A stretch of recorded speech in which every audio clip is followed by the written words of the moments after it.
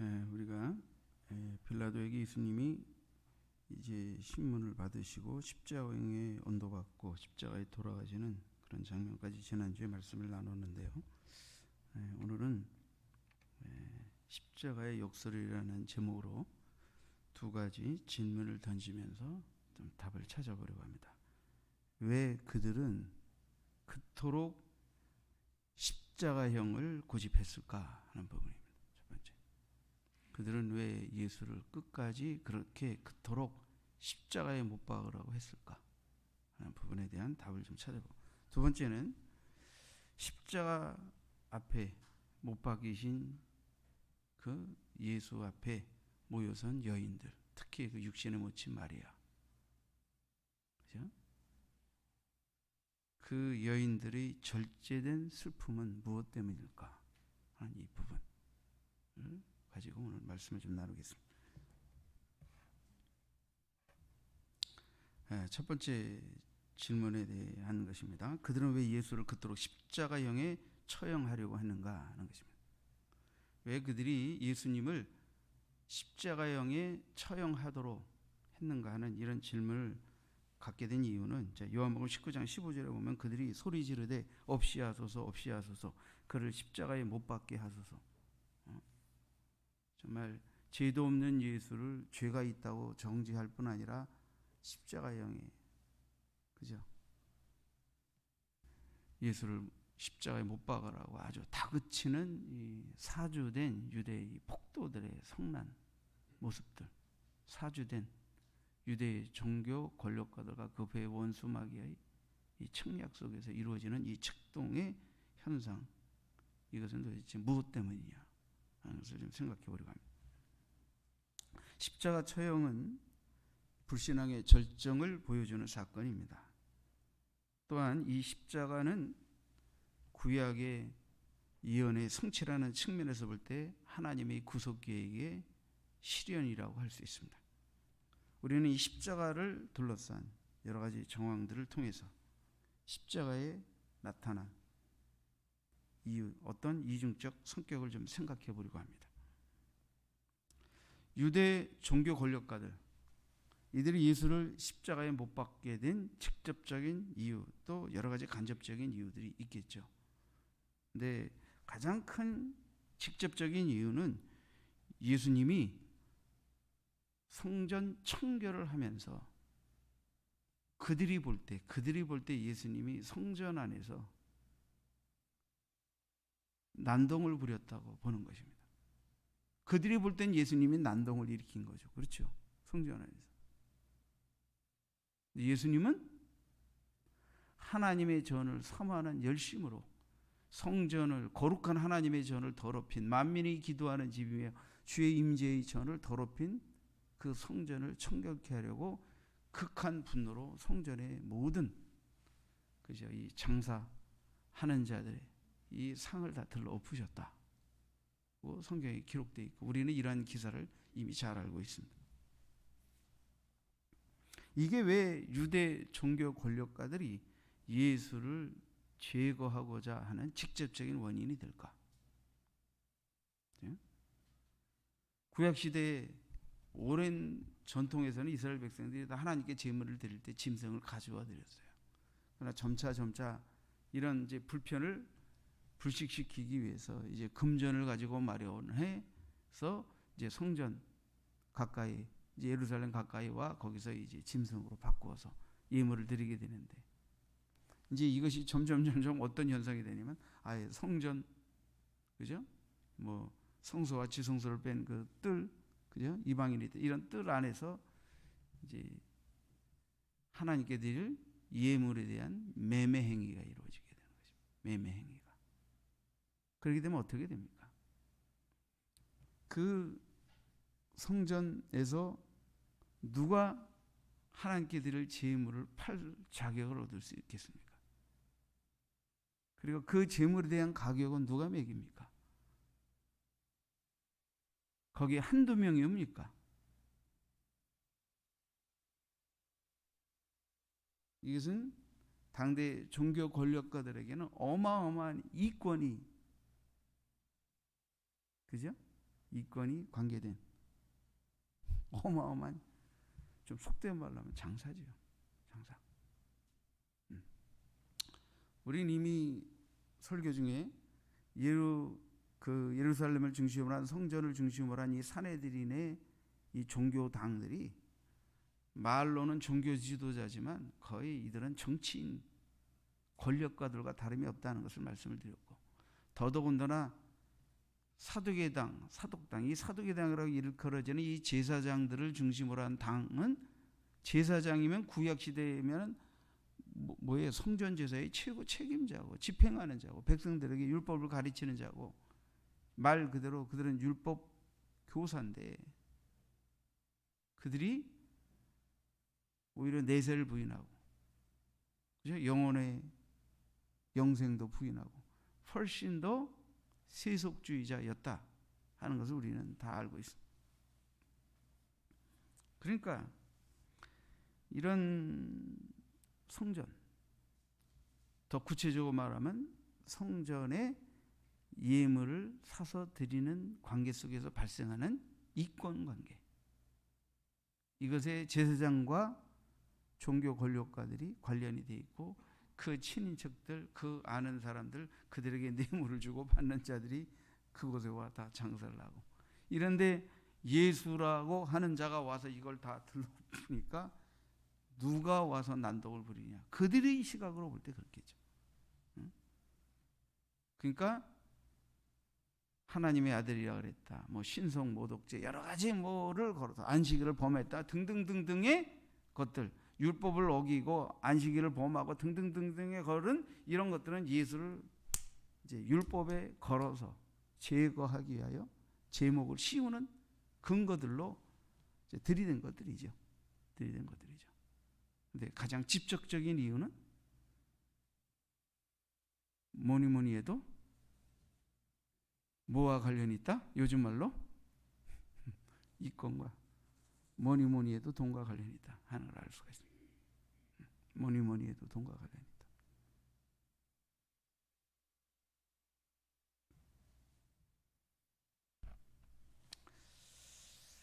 자, 이 유대 종교 권력가들은 성전을 둘러싼 자신들의 이권과 기득권을 유지하기 위해서 예수를 제거해야만 했던 것입니다. 그러니까 그들이 볼 때는 예수는 기존의 예배 제도와 질서를 어지럽히는 난동자예요. 근데 예수님은 성전을 세속화하고 부정케 만든 것에 대한 성전을 거룩하게 하고 싶은 열망에서의, 그죠? 정말 그 잘못에 대해서 분노하셨던 것입니다. 자, 이런 배경 속에서 여러 가지 의문 가운데 우리는 특별히 그들이 왜 예수님을 십자가형으로 죽이려고 했을까 하는 점, 이 부분에 대한 의문을 우리가 갖지 않을 수 없습니다. 당시 이스라엘은 로마의 식민지에 예속되어 있었지만 그들은 종교적으로는 자치권을 부여받고 있었기 때문에 사형을 그들이 결정해서 뭐 할 수는 없었다 하더라도 사형의 재가를 받는다면 자신들이 종교법으로, 자신이 종교법에서 정한 사형 방법을 사용할 수는 있었겠죠. 그죠? 적어도 사형 허가는 로마에 예속되어 있으니까 거기 정부로부터 허가를 받는다 하더라도.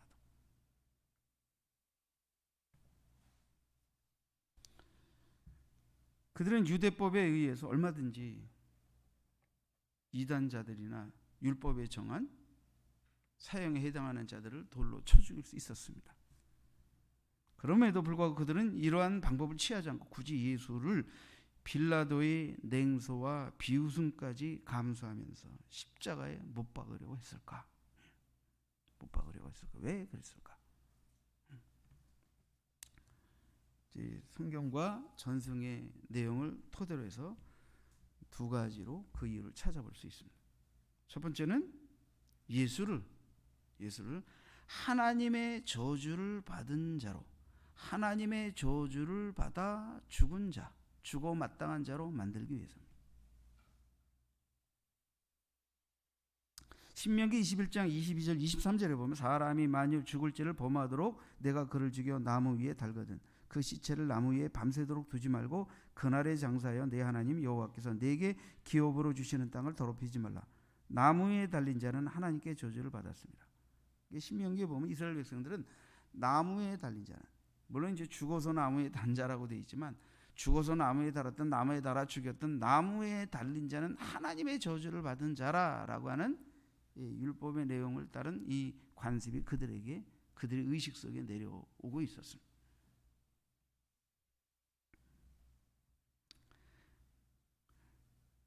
그래서 이 하나님의 이 거룩한 땅을 더럽히지 않도록, 그죠? 그 나무에 달린 시체를 밤새도록 내버려 두지 않고 해가 지기 전에 시신을 내려서 이 땅을 더럽히지 말라. 이제 그들은 그렇게 생각했던 것이죠. 하나님 율법을 따라서. 자, 이 신명기 21장 23절에 의하면 나무에 매달려 죽은 자는 하나님의 저주받은 자로 규정되어 있습니다. 따라서 나무에 매달려 죽은 죄인은 해지기 전에 유대인들이 종교법에 의하면 끌어내려요. 요새는 이렇게 기침을 함부로 하면 오해를 받아요. 그렇죠? 마음껏 하세요. 어떻게 하다가 우리는 이렇게 기침도 마음대로 못하는 시대를 살고 있는지 참 안타깝습니다. 뭐 기침하는 분이야 무슨 문제가 있겠습니까? 그 앞에 있는 분들이 괜히 찝찝하겠지.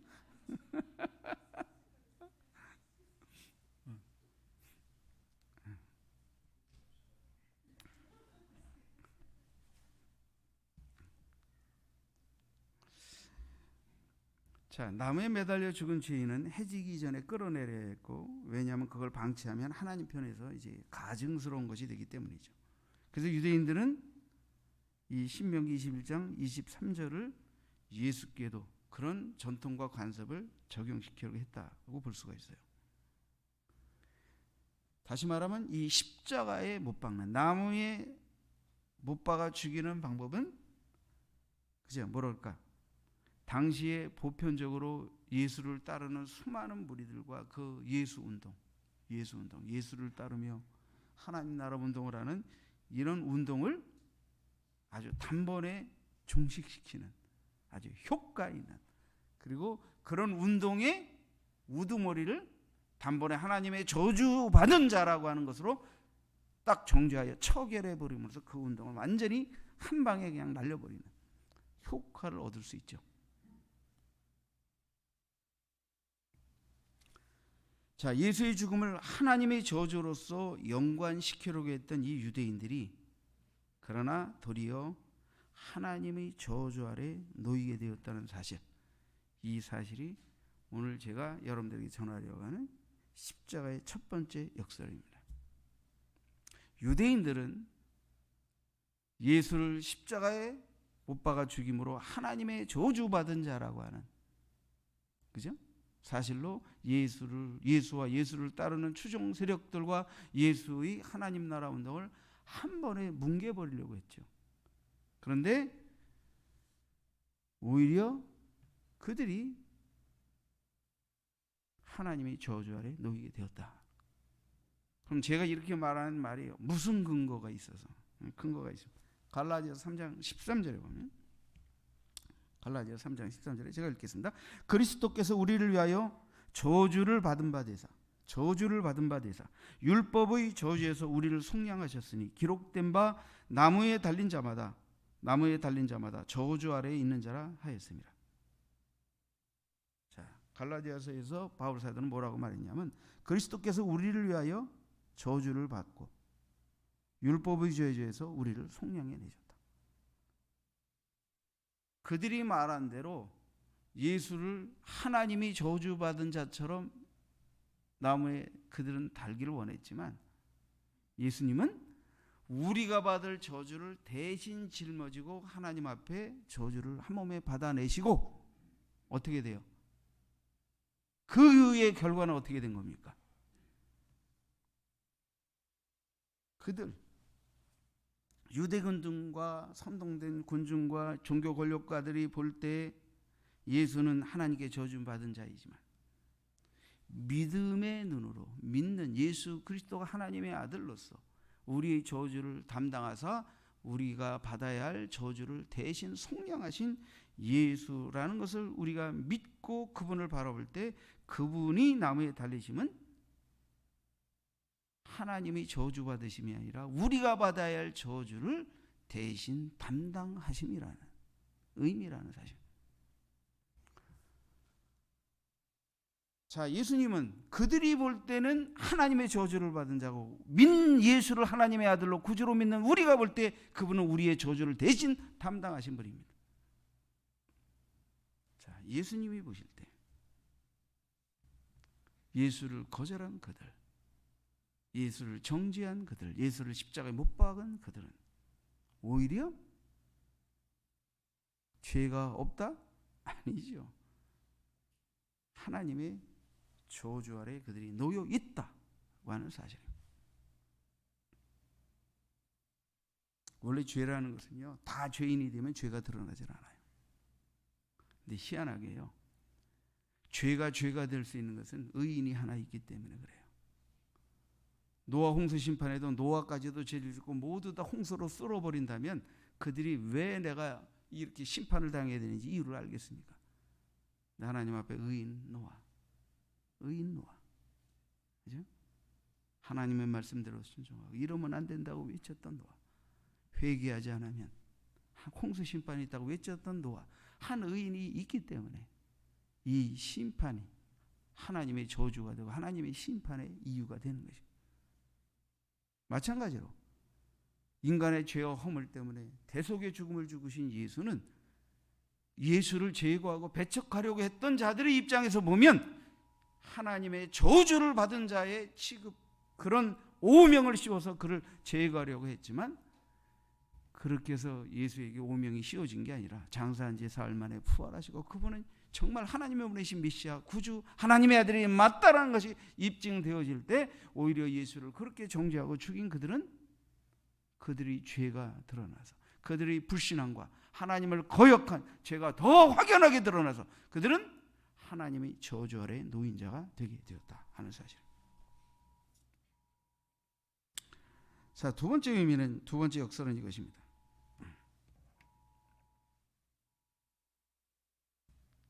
전화기를 다 처리하시고 예배 때는 묵음으로 해놓으셔야 됩니다. 그렇게 말하고 목사님이 간구가 난 다음에 목사님 전화벨이 울렸다는 얘기도 있어요. 우리가 항상 실수할 수 있는데. 자, 첫 번째는 이게 성경의 신명기에는 말씀을 근거로 해서 말씀을 드렸는데 이거와 상관없이 유대의 전승에, 유대의 종교적인 문화와 전통에 의하면 그들에게 그때 당시의 사회에 유대인들이 익숙하게 알고 있던 전승 중에 하나가 이것입니다. 참 선지자가 세상에서 고난을 당한다. 참 선지자가 세상에서 고난을 당한다. 이런 전승이 유대 사회에 퍼져서 구약시대 후기로부터 중간사를 거쳐서 유대인들의 의식 속에 전해져 내려오는, 이게 전해져 오는 하나의 그죠? 전승이라고 합니다. 참 선지자가 세상에서 고난을 당한다. 예수께서도 이런 전승을 잘 알고 계셨던 것 같아요. 마가복음 6장 4절에 보면 예수님이 고향 나자렛에서 배척을 받으셨죠. 죽임을 당할 뻔하시지 않았습니까? 예수님은 그들에게 말씀하셨어요. 선지자가 자기 고향과 자기 친척과 자기 집 위에서는 존경을 받지 못함이 없느니라. 이렇게 말씀하셨어요. 자, 유대인들은 원래 거짓 선지자들을 돌로 쳐 죽였습니다. 무당이나 접신 들린 자나 박수들을 다 돌로 쳐 죽이라고 율법에 명령되어 있거든요.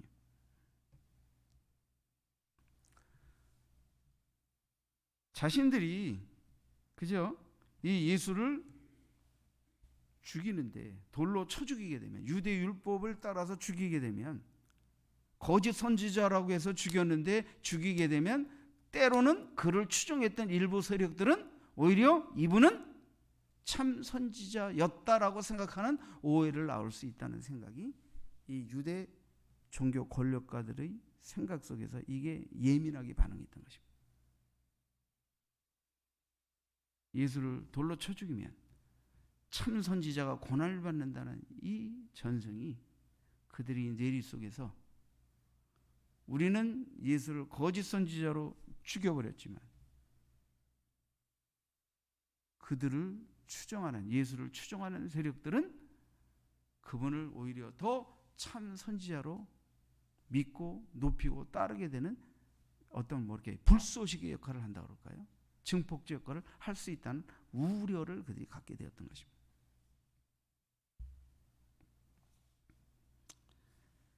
그래서 유대 종교 지도자들은 만약에 발생할 수도 있는 이 여파를 우려해서 예수를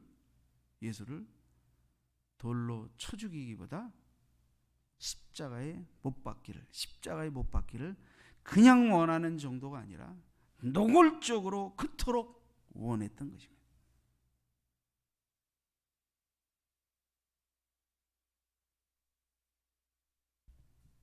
때문에 예수는 십자가에 처형하기를 머뭇거리는 빌라도를 향한 유대인들의 공갈 협박, 이건 아주 가공스러운 것이었습니다. 심지어 그들은 스스로 하나님의 백성이라고 자처하면서도 우리는 가이사의 백성입니다, 당신도 가이사의 충신이 아닙니까? 예수를 십자가에 못 박지 않는다면, 자칭 왕이라고 하는 일을 못 박지 않는다면 당신은 가이사의 충신이 아닙니다, 우리도 가이사의 백성입니다, 당신도 가이사의 충신이 아닙니까? 이렇게 몰아세워가지고 공갈 협박을 해서 십자가형을 언도하지 않으면 안 되게끔 아주 그냥 막 몰아붙인 것입니다. 몰아붙인 것입니다. 왜 이렇게까지 몰아붙였을까요? 왜 이렇게까지?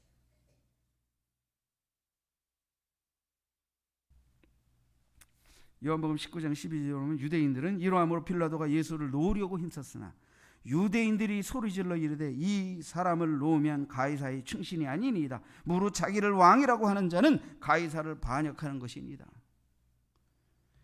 19장 15절에 보면 제사장들은 그들이 소리 지르되 없이 하소서 그를 십자가에 못 박게 하소서. 빌라도가 이르되 내가 너희 왕을 십자가에 못 박으랴. 대제사장들이 대답하되, 유대 폭도들뿐만 아니라 대제사장들이 대답하되 가이사 외에는 우리에게 왕이 없나이다. 대제사장들이 가이사 외에는 우리 왕이 없대요. 유대인들이 원래 이렇게 말하면 안 되거든요. 여호와 하나님 외에는 우리의 왕이 없나이다라고 말해야 되거든요. 십계명도 어기고 율법을 떠나서 이들은 예수를 못 받게 하기 위하여 우리의 왕은 가이사야 밖에 없습니다, 그리고 당신은 가이사의 충신이 아닙니까? 자칭 왕이라고 하니 예수를 내버려 둔다면 당신은 가이사의 충신이 아닙니다. 막 이 협박이죠. 말되는 되는 논리로 협박하면서 공갈하면서 막 예수를 십자가형에 언도하지 않으면 안 되게끔 몰아붙인 거죠. 우리에겐 가이사 외엔 우리에게 왕이 없습니다라는 이 유대인들과 대제사장의 이 고함, 공갈, 협박은 그들이 최대 숙적인 예수를 십자가에 처형시키려는 목적을 달성케 한 외침이었던 것입니다. 그러나 이것은 그들 스스로에게는 우리는 하나님의 백성이 아니다 하는 모순을 낳았습니다.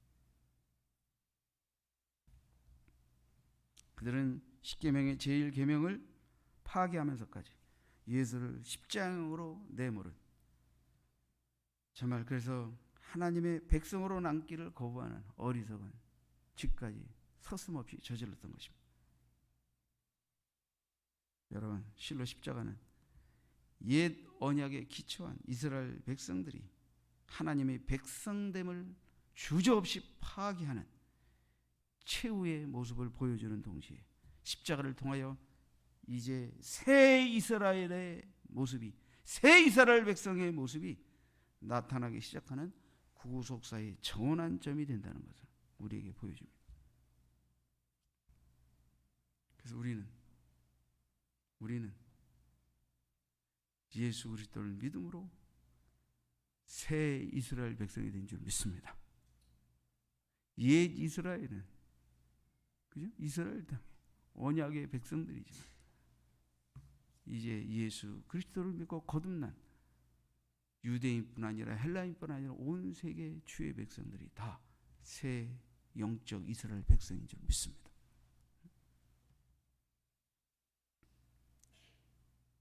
자, 저는 왜 그들은 그토록 예수를 십자가형에 처형하려고 했을까? 두 가지 답변을 드렸습니다. 하나는 예수님을 하나님의 저주를 받은 자라고. 그래서 그 예수와 그 예수의 추종 세력과 그들이 일으키고 있는 하나님 나라 운동을 한 번에 밟아버리려고 했다.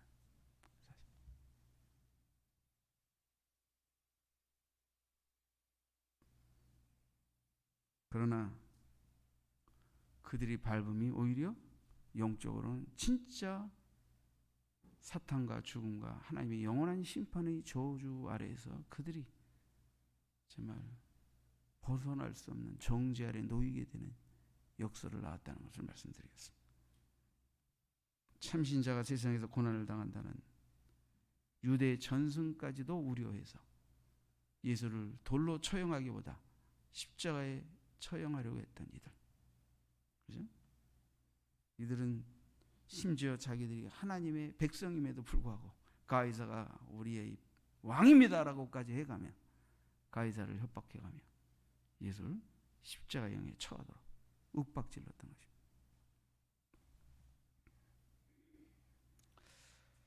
자, 두 번째는 이제 이 십자가 앞에 서 있는 여인들 가운데 다 설명할 수는 없고 마리아만 초점을 맞춰서 마리아와 여인들, 그들은 어떻게 예수가 십자가에 죽어가는데, 아마 그들은 좀 빼놓고 어머니 마리아가 예수가 십자가에 처형되는데 극도로 슬펐겠죠. 실신 직전이었겠죠.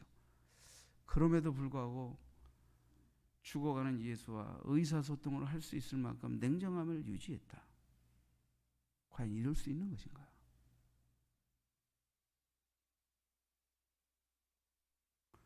제가 얘기를 돕는 한 얘기를 할게요. 제가 신학교 때 제가 좀 이렇게 면역력이 떨어지면 어딘가 옛날에 이렇게 뭐 그런 거 다 아시죠? 이번에는 이쪽에 여기 말고 고등 이쪽에 또 뭐 이렇게 염증이 도져가지고 겉으로는 멀쩡한데 뭔가 살이 딱딱하게 하더니 이게, 그래서 결국 이제 병원에 가서 수술을 받게 되는데, 그때는 또 어떻게 뭐 신학교 간다고 밑보이고 집에서 나오다시피 하고 그랬는데 또 아팠는데 어떻게 아버지랑 어머니랑 같이 이제 병원을 가게 됐어요. 어머님이 내 얼굴을 잡고 의사가 내 여기 염증이란 부분을 이제 딱 도려서 이렇게 염증을 수술을 하는데 어머님 나 얼굴을 잡고 있다가 까무러치셨어요.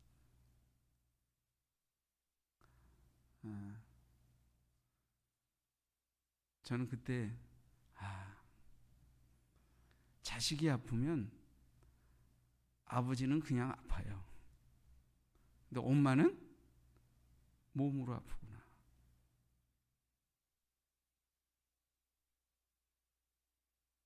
제 얼굴에 염증에서 피고름이 팍 터진 것 때문에 요거 째는데도 놀래서 넘어지시는데, 예수가 가시면류관에 가죽 채찍에 맞고 그 손에 못이 박히고 꽝꽝 소리가 나는데 그 한 번을 칠 때마다 육신의 어머니 마리아가, 여러분 우리 어머니 같아도 졸도하셔도 열 몇 번은 졸도하셨을 거예요.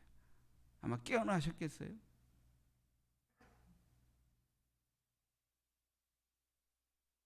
그러면 마리아에게 이런 아픔이 없었다는 말입니까?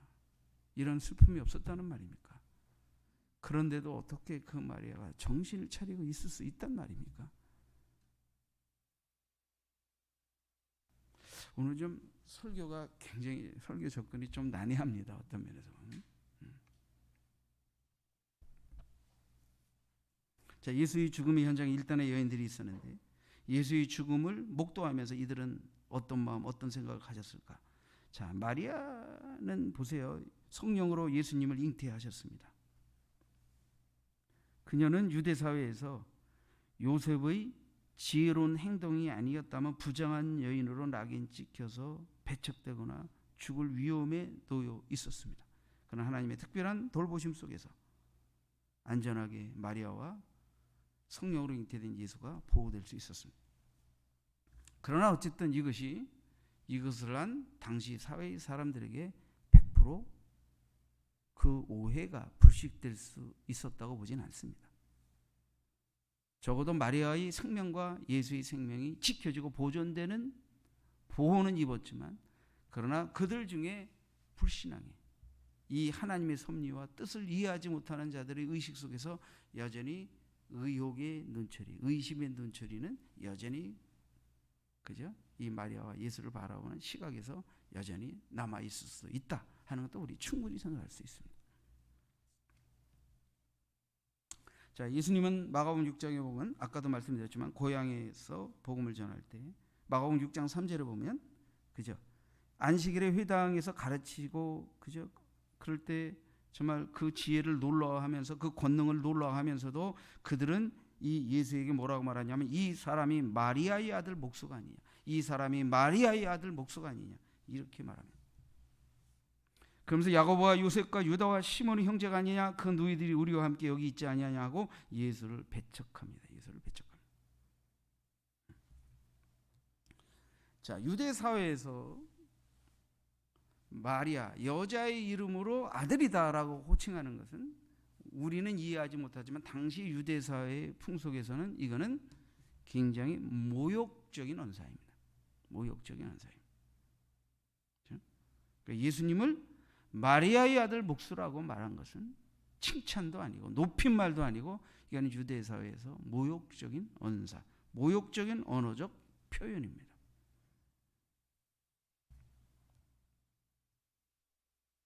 사사기에 보면 길앗 사람 윕다는 기생에게서 아들을 하나 낳았습니다.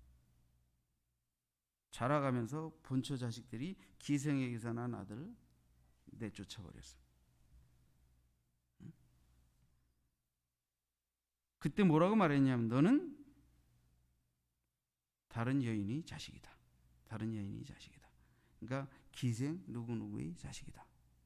그러니까 사람을 조롱하고 없이 여길 때 아버지의 아들이다라고 말하지 않고 우리 아버지 누구누구의 아들이다 하지 않고 기생의 아들이라 해서 너는 누구누구 기생의 아들이다 이렇게 해서 배척해버린 거죠.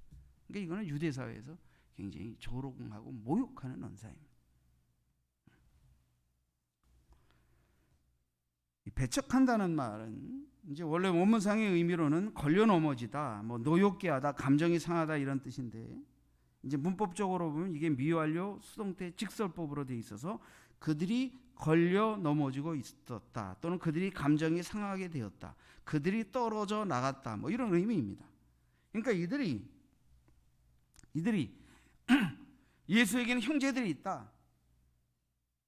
마리아 목수의 아들 아니냐 라고 지칭할 때 그들은 벌써 예수에 대해서 나름대로 어떤 감정적으로 불신앙, 배타적인 생각들 이런 그죠? 마리아와 동생들도 많은데 이런 가문에서 무슨 메시아가 나올 수 있느냐? 그래서 나사렛에서 무슨 선한 것이 있을 수 있느냐 하는 것처럼 응? 이 예수가 무슨 메시아냐? 마리아의 아들이고 목수인데 응? 뭐 형제들도 있는데 이런 선입견, 편견 그리고 모르겠어요.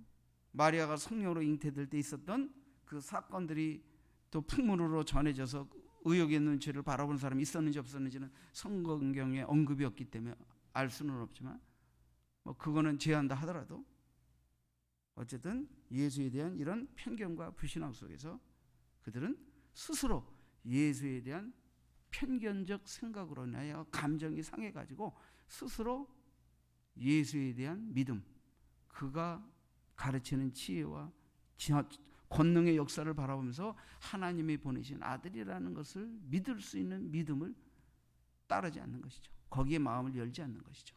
그냥 거기에 그 감정, 그들이 편견 속에 사로잡혀서 보고도 듣고도 믿지 못하는 그런 속에서 그들은 자기들이 그런 상한 감정과 그릇된 생각에 의해 스스로 걸려 넘어지는 상태.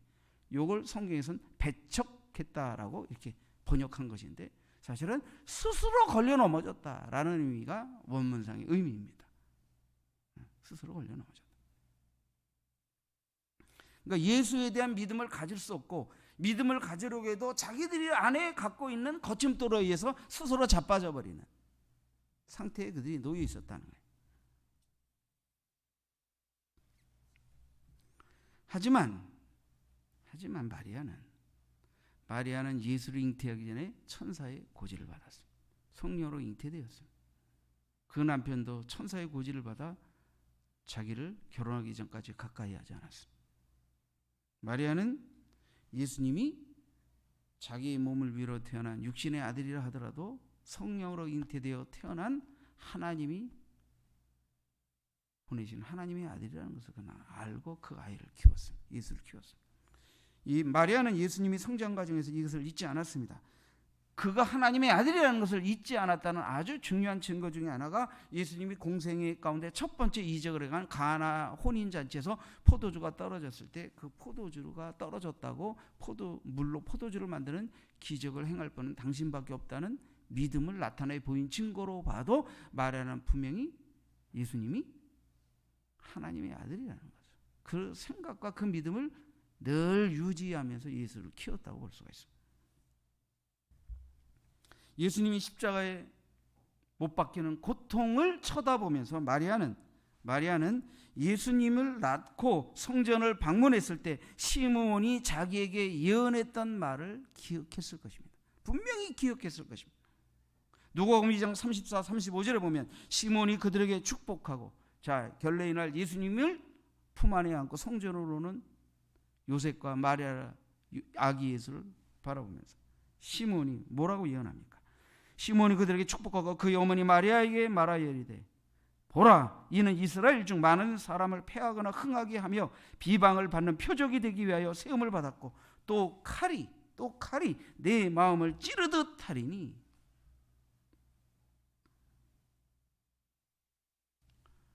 그는 이미 예수를 낳고 성전에서 시몬의 예언을 통하여 이 아이가 이스라엘의 흥함과 패함과 이 아이로 인하여 칼이 내 마음을 찌르듯 하는 고통을 겪게 될 것이라는 예언을 받았기 때문에 그 예언을 십자가에 달린 예수를 바라보며 이 예수의 육신의 모친인 마리아는 그 예언을 충분히 생각했을 것이라고 우리는 믿을 수 있습니다. 자, 시몬은 예수의 죽음의 때에 마리아의 마음이 칼로 찌르는 듯 할 것이라는, 정말 아플 것이라는 것을 예언했습니다. 자, 그럼 우리는 이제 이런 말씀들, 배경들을 바탕으로 마리아가 그 예언의 현장에서 극한 아픔과 슬픔과 고통을 느끼면서도 정신을 유지하고 죽어가는 예수가 하는 말을 듣고, 그럴 정도로 절제 있는 평정심이라고 말하기는 좀 뭐하지만 절제 있는 아픔과 고통 속에 서 있는 여인의 모습을 유지할 수 있었던 이유를 충분히 우리는 미루어 짐작할 수 있지 않습니까? 예수님의 육신의 모친 마리아, 그의 침묵, 절제된 슬퍼함의 모습은 무엇을 우리에게 시사합니까? 그것은 육신의 아들이 죽음 앞에서 혼절할 듯한 모성의 안타까움과, 그러나 그분은 하나님의 아들로서 죽으신다고 하는 이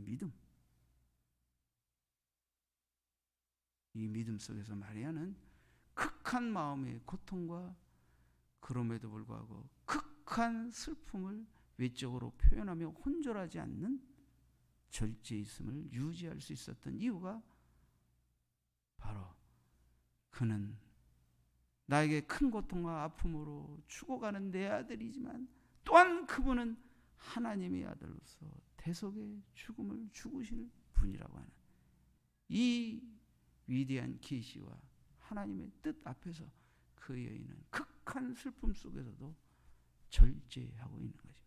절제하는 모습을 보인 것입니다.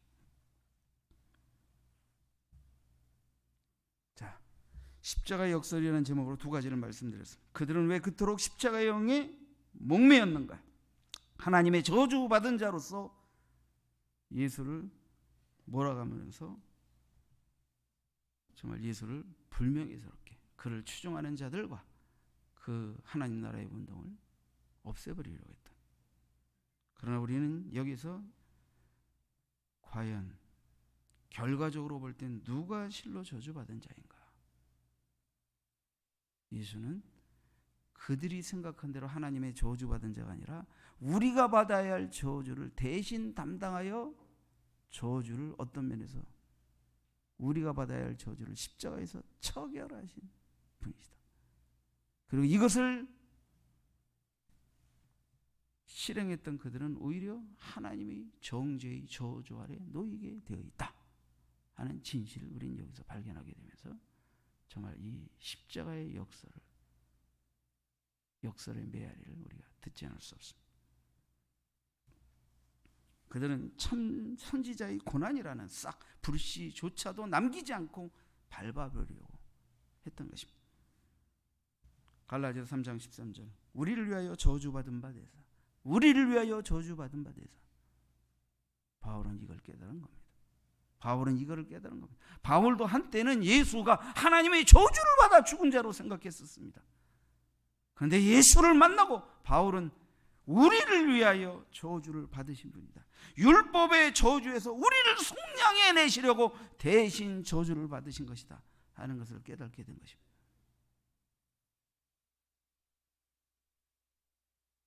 두 번째, 예수의 십자가 앞에서 마리아와 여인들이 절제된 슬픔의 이유는 예수의 죽으심이 마리아에게 있어서는 육신의 아들의 죽음이기도 하지만 실은 하나님의 아들로서의 죽으심이었다는 마리아의 이 믿음이 그에게 절제 있는 슬픔 속에서 예수의 임종을 맞이하게 했다 하는 것을 알 수가 있습니다. 자, 요한복음 19장 25절 이하에 보면 예수님이 마지막 십자가에 돌아가시기 전에 그 육신의 모친인 마리아에게 말씀하시는 부분이 나옵니다. 25절 이하에 예수의 십자가 곁에는 그 어머니와 이모와 글로바의 아내 마리아와 막달라 마리아가 서는지라. 예수께서 자기 어머니와 사랑하시는 제자가 곁에 서 있는 것을 보시고 자기 어머니께 말씀하시되 여자여 보소서 아들이니이다. 여자여 보소서 아들이니이다. 또 그 제자에게 이르시되 보라 내 어머니라 하신대 그때부터 그 제자가 자기 집에 모시니라. 마지막 숨을 거두기 전에 예수님이 육신의 모친인 마리아에게 보소서 아들이니이다. 보소서 아들이니이다. 마리아의 마음이 얼마나 아팠겠습니까? 사랑하는 그 제자 요한에게 이제부터는 내 어머니다. 내 대신 잘 모셔라 그 소리 아닙니다. 그래서 사도 요한은 에베소로 예수님의 어머니를 끝까지 모셨다고 합니다.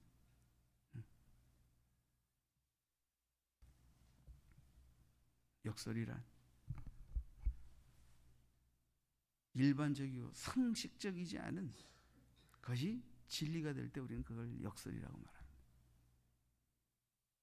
성경엔 역설적 진리가 많습니다. 그렇죠?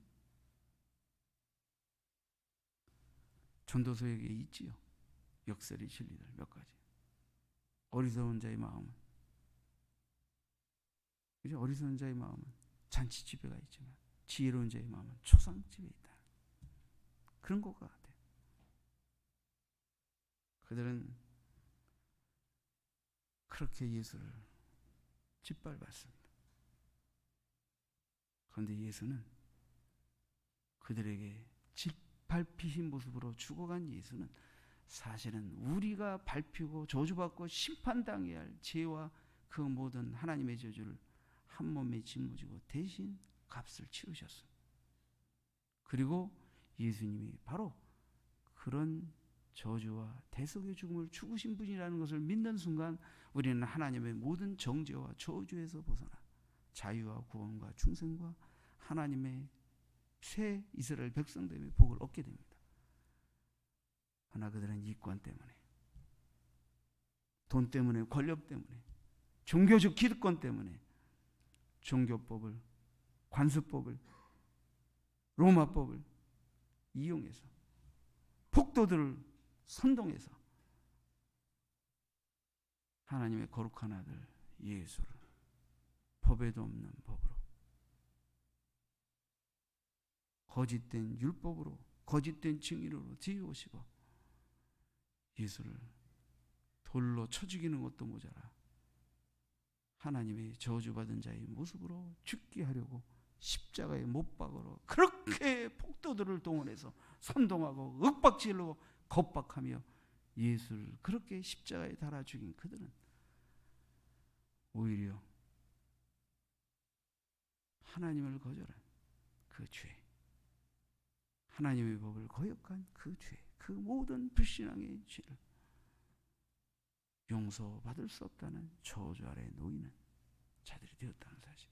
이게 십자가의 역사인 것입니다. 십자가의 역사. 사랑하는 성도 여러분, 우리는 십자가에 담겨진 하나님의 사랑, 하나님의 용서, 하나님의 구원, 하나님 우리에게 주시고자 하는 중생의 자유의 이유를 잘 깨닫고 믿는 자가 되어야 합니다. 이것을 조롱하고 거역하고 믿지 못하고 손가락질하는 자는 더 이상 하나님의 저주와 정죄에서 노연할 수 없습니다. 그래서 우리는 이 자유의 복음, 이 십자가에 담겨져 있는 역설적 진리를 담대히 증거하는 자가 되어야 하는